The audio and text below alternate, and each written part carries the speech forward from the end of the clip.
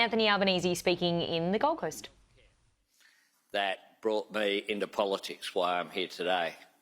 My mum was an invalid pensioner, and that experience in life is what educated me about the importance of healthcare, including the relationship that she had with her pharmacist in Ross Street, Glebe, who would, as a young boy, certainly I remember when mum was unable to get out of the house, we would have deliveries from the chemist, not just in terms of pharmaceuticals, but other things that were needed as well.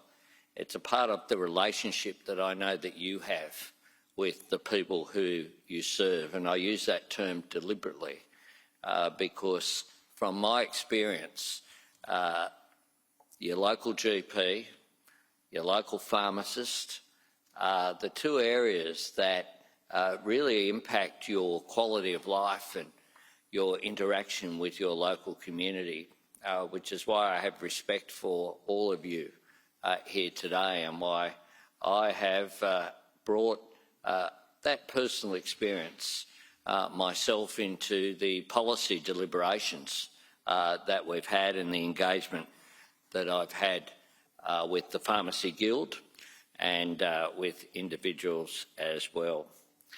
So it is indeed my great pleasure to be with you here today. And as we reach for the better future that I want for Australia, nothing is more important than strengthening our health system. There's always room for improvement, and of course there are challenges to overcome. But our health system is the envy of the world, and we need to defend it and protect it. It is a system in which you play an absolutely vital and central role.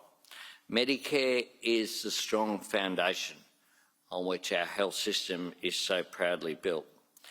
Since it was launched by the Hawke government back in 1984, that patriotic piece of green and gold plastic, or these days on your phone, is something that is a proud part of our Australian identity. Medicare is one of the most meaningful expressions of that most Australian of sayings, the fair go that we have. And that is why my government will always work to protect it and enhance it. It is why our government has made the biggest investment in Medicare since its creation, expanding bulk billing incentives to all Australians to help more Australians see a GP for free. In the last budget, of course, we tripled the bulk billing incentive, and that resulted in a 90% of concession card holders being able to see their local GP for free, being bulk billed. Now, we know, because that worked, that the extension that we've put in place and the announcement I made in Launceston just a few weeks ago, an $8.5 billion commitment to triple the bulk billing incentive, not just for the 11 million concession card holders, but all 27 million Australians, will be effective, will make a difference. And that is why Medicare, a great Australian achievement, is something that we will continue to take pride in as Australians. We can also take great pride in the Pharmaceutical Benefits Scheme. Like Medicare, it has become part of the Australian story. And like Medicare, the arrival was met with a fair bit of resistance. In the 1940s, the Curtin and Chifley Labor governments faced two High Court challenges, two referendums that are a bit of a flavour of the month at the moment, and significant opportunism and political opposition from the then opposition. Universal and affordable access to medicines through the PBS was an idea that survived all of that opposition to become one of Australia's truest pillars of strength. It doesn't mean that it hasn't been under attack. And the last time Labor lost government, of course, the incoming government tried to introduce an increase in the PBS and indeed introduce legislation to increase the costs at the same time as they were trying to introduce a GP tax and a tax on visiting an emergency department. But they were, of course, defeated. What that says is that despite its success, we should not take the PBS for granted. And we are always awake to the threats to the PBS that are here, but domestically, but also from overseas. I said this morning in a couple of those interviews, sitting on the M1, that I want to represent the people who are your customers, Australians, not represent Big Pharma. It's not surprising that there is a push and some opposition to the PBS. But let me be very clear and explicit. The Pharmaceutical Benefits Scheme is not for sale.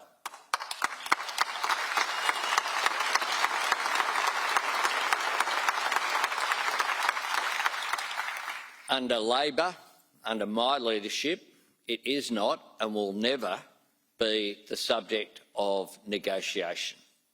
It is a core part of who we are as Australians, and we will proudly defend it.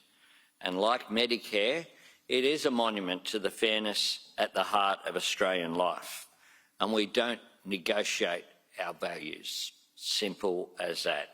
We do these things because they improve the lives of Australians. We do it because they're essential ingredients in the better future we're building for Australia, and we're building it together with you, the pharmacists of Australia, who are at the heart of the communities that you serve. Because you're on the front line of healthcare in this country. It is you that Australians see when they pick up the cheaper medicines that have become available under this government. And of course, at the last election, I went to that election promising as Prime Minister to reduce the cost of medicines from $42.50 down to $30. These cheaper medicines have reduced cost of living pressures for so many people. These cheaper medicines have made it easier for Australians to look after their health. This has been a priority of the government that I've been privileged to lead. Again and again, we have made medicines cheaper and delivered important cost of living relief that puts downward pressure on inflation. And that's included the additional listings that have been there on the PBS.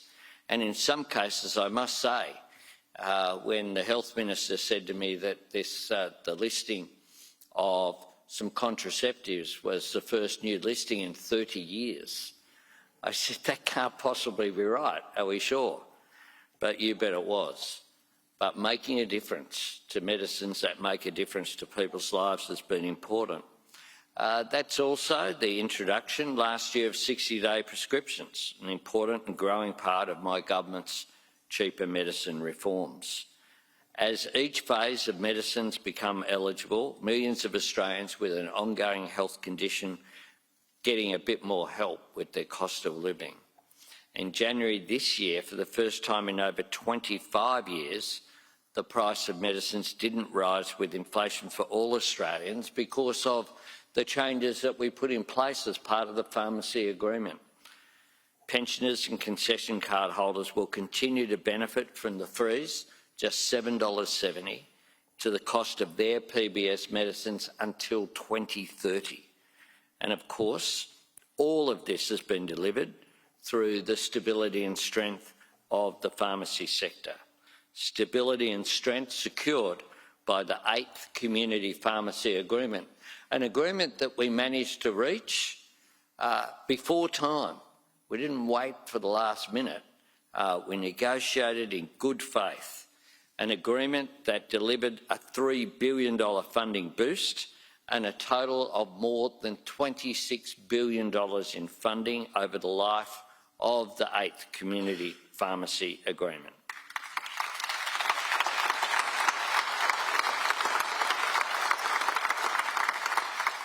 We're investing in a stronger pharmacy sector and we're investing in cheaper medicines. And I want to pay tribute to the Guild on this factor as well. I see lots of people make representations to me as Prime Minister. It's part of their job. And of course, you're always back self-interest, as Paul Keating once said. One of the things about the pharmacy sector, about your sector, is that the representations you've made are about your sector and your success as businesses, but importantly as well, it's about others. It's about others. So the campaigns and the support that you have run in support of cheaper medicines is actually not really about you. It's about the people you serve, the people you care about. And that I pay tribute to you.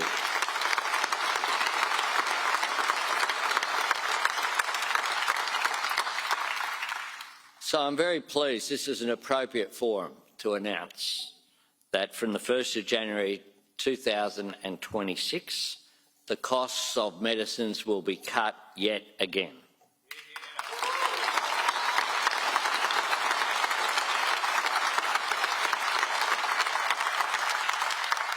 For every single Australian with a Medicare card who isn't on a concession card, the maximum amount they'll pay for a PBS prescription is just $25.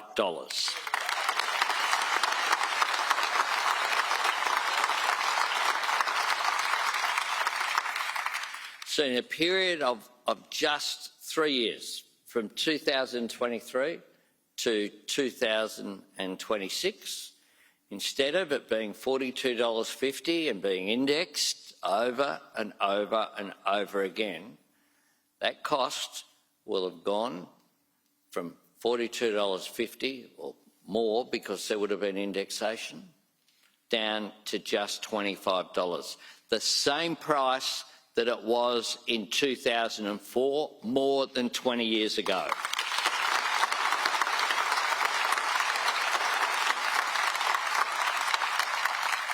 This measure will save Australians over $200 million a year. The reform will make PBS scripts cheaper than at any time in the last 2 decades, and today's announcement will add to the more than $1.3 billion that Australians have already saved from cheaper medicines since we came to government.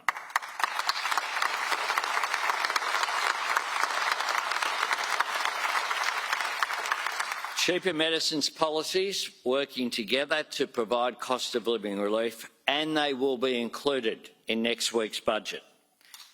It adds to the list of cost of living relief measures that are carefully designed to assist people, but importantly as well, they'll put downward pressure on inflation, so they'll help our economy as well. The cost of living measures will make a difference. We have inherited a system where medicines were $42.50 and to be indexed into the future. We've turned that into $25. But we've designed cost of living relief under these difficult global inflation times to every single one of the measures, whether it be cheaper medicines, cheaper childcare, energy bill relief, tax cuts for all Australians, not just some, free TAFE. They've all been designed to put that downward pressure on inflation. So the inflation, which had a 6 in front when we came to office, is now in the lower half of the band that the RBA aims for, at 2.4%, and is falling, making a difference to the economy, making a difference to families, making a difference to pharmacists as well. And I want to make this point, because I know firsthand from speaking to you, the job of pharmacists will be made that little bit easier by this change. We know from experience that too many people will make a decision to go without medicine because they can't afford it. So I'll come into one of your pharmacies and they'll say, I've got these couple of scripts, which is more important? Which is more important? Which can't I go without? Now, that's not great. In Australia, we can do better than that.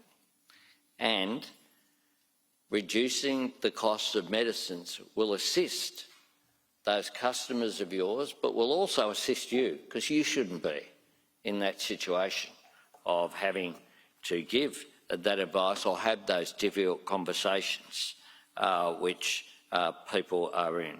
We want people who need medicines to get them. We want them to stay healthy, and you have an important role to play in that, and today's announcement will assist that to occur. You are very much sources of wisdom, knowledge, advice and guidance in what is one of the most profoundly personal aspects of any human being's life, their health. I know the community pharmacy across the road from my electorate office has, in a very multicultural area, it has a Vietnamese speaker, a Chinese speaker, a Greek speaker, an Arabic speaker, and for them it's a connection. It is constantly crowded in at that it's Bloom's, give them a shout out, Bloom's Pharmacy in Marrickville Road. Whether that or the wonderful Adele at Roselle, who sees people from, particularly from the housing department community there. I know the important role that you play.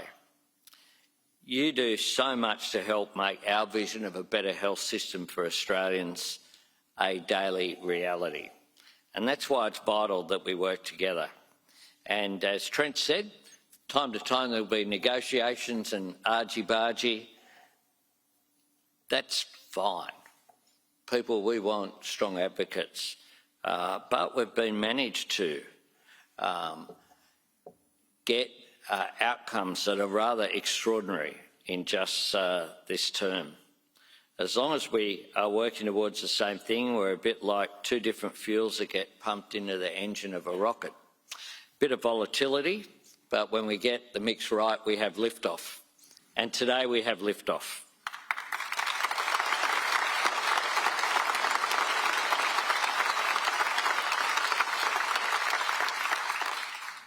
Our destination, and I know yours as well, is doing what's right for Australians, having their back. And together we're working in the knowledge that when we lift the health of Australians, we lift our entire nation. That's why we've supported your efforts to deliver more primary health services. Last year, the Commonwealth started fairly funding pharmacists to give flu shots and shingles vaccines and every other vaccine on our national immunisation program to Australians free of charge.